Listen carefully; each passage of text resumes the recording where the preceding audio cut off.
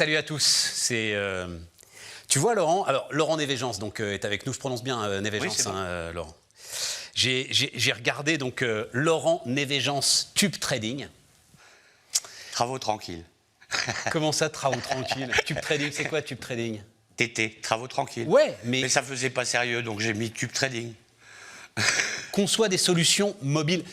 Moi, ce qui m'intéresse là, c'est que ça va peut-être te surprendre, mais tu es un peu le témoin de la révolution industrielle qu'on est en train de vivre. C'est-à-dire qu'un gars tout seul aujourd'hui, avec de l'expérience, peut inventer des solutions pour une industrie qui est la logistique, qui est une industrie quand même où il y a des acteurs... Et plus largement. Hein. Et plus largement, où il y a quand même des acteurs qui ont des surfaces absolument considérables.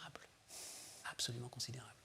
Donc dis-moi un petit peu, quelle est ta démarche, qu'est-ce que tu apportes, où est-ce que tu as trouvé une niche où tu te dis là, je peux apporter quelque chose aux entreprises dans le domaine de la logistique?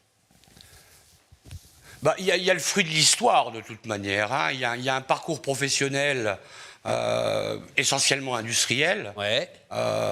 Et dans les services à l'industrie, puisque j'ai travaillé 8 ans dans la location. Chez Loxam. Pour des filiales spécialisées. Hein. Loxam Power, et puis Carrier Rental et Agreco, si vous connaissez. Donc Loxam Power, ça veut dire c'est la branche énergie. C'est la branche énergie. La branche énergie de Loxam.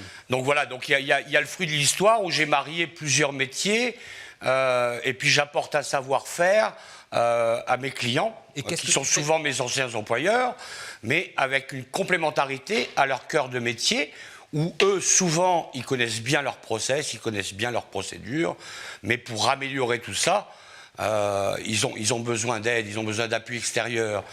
Alors, quand vous disiez les prémices d'un redémarrage d'une industrie quelque part... Non, c'est révolution industrielle. Révolution industrielle, ouais, bon... T'es un bureau d'études. On en parle...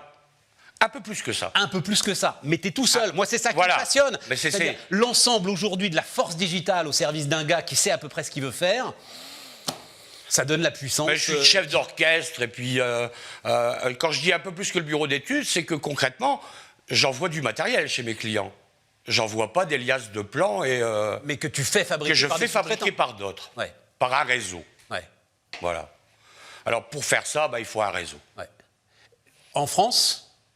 Essentiellement en France. Essentiellement en France. Et alors c'est quoi? Qu'est-ce que tu fais concrètement justement? Qu'est-ce que tu envoies comme matériel à tes Alors concrètement, là demain, j'ai la réception avec la direction technique de la filiale Power, de Loxam Power, où on a co-développé en partenariat une unité de traitement de l'air qui produit de l'air respirable pour les visites décennales en centrale nucléaire.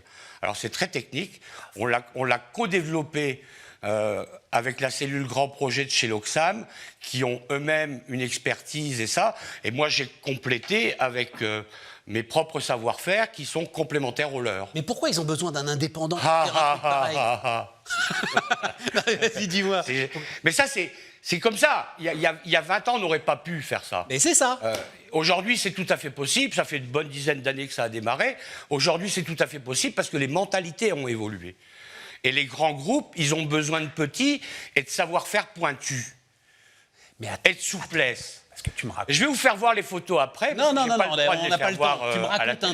Tu me racontes un truc. Mais ça, c'est génial. Mais c'est pas génial, c'est critique. Et donc, EDF, tranquillement, ils se disent oui, on va prendre un truc en partie développé par un gars, là, dans son coin, un bureau d'études, et ça va faire respirer nos gars qui vont faire les visites décennales. Ça se passe bien. Ça va. On n'a pas tué jusqu'à présent. Jusqu'à présent, non, je déconne. Non, c'est extrêmement contrôlé, de toute manière. Mais bien sûr.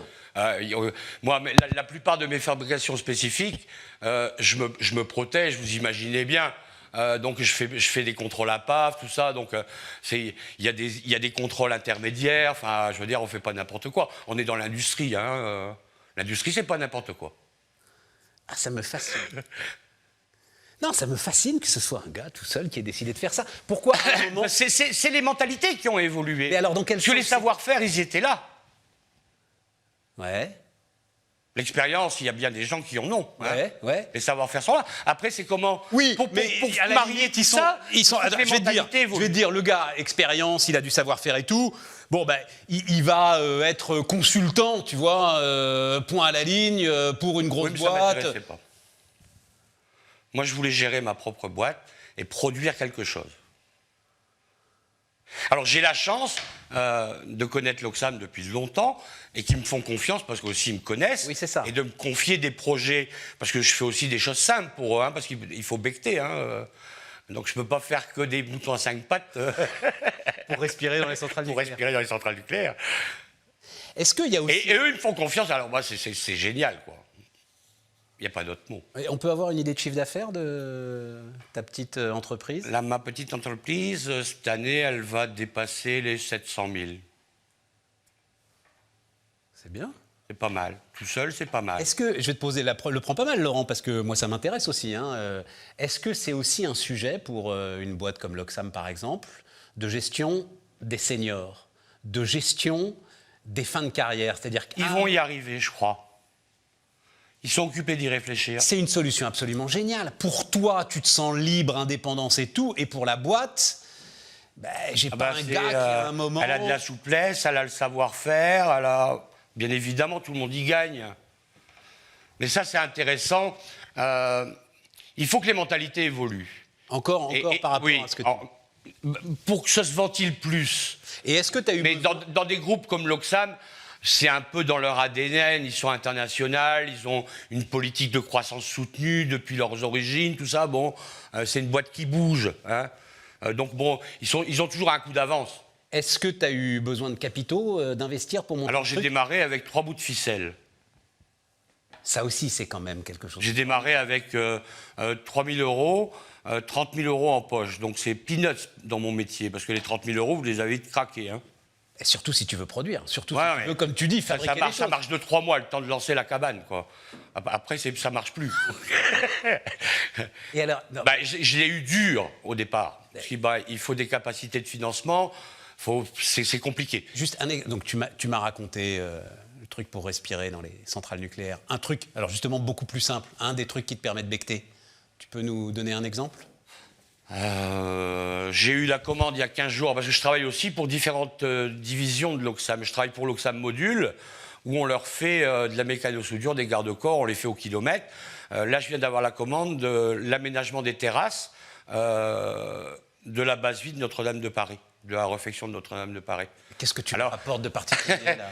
Mais c'est toujours, c'est un conseil, c'est un savoir-faire, moi oui, je suis un curieux. Et là, tu interviens plus comme consultant, alors là pour le coup. Non, parce que je vais fournir un camion de ferraille dans la rue de Notre-Dame de Paris. Mais parce que je suis un curieux.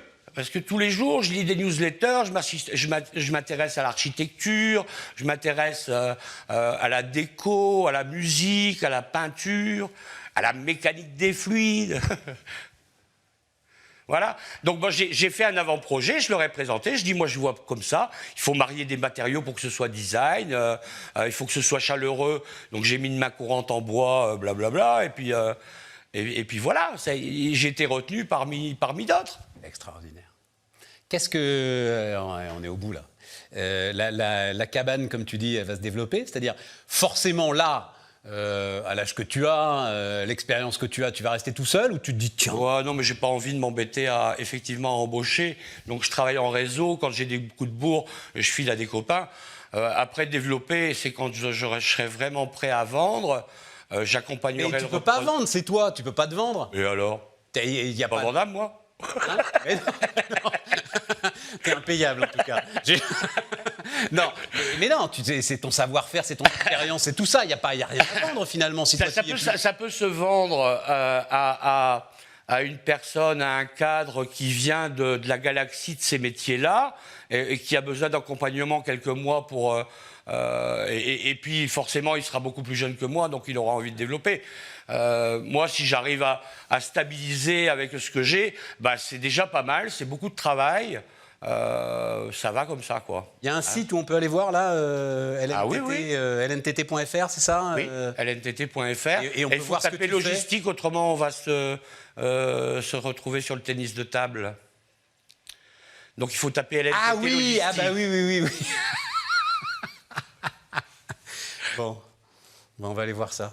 Il y a des photos du truc de Notre-Dame de Paris ou pas encore? Non, parce que mais, c'est pas fabriqué, c'est qu'en avant-projet. Ben, on ira voir. Je sais pas si j'aurai le droit d'ailleurs de le montrer. Bon, Oui, je pense que oui. Bah oui, parce que de toute pense que façon, oui. on va aller voir sur la cathédrale. Hein. En tout cas, mon truc nucléaire, là, j'ai pas le droit de mettre de photos. Non, mais ça, un accord de confidentialité. oui, mais ça, on rentrera pas dedans, alors que Notre-Dame, on a des chances quand même de passer à côté. J'ai le droit de le faire voir comme ça quand je suis en clientèle. Mais... Laurent Névégence, LNTT, et donc vous rajoutez logistique si vous voulez aller voir le truc.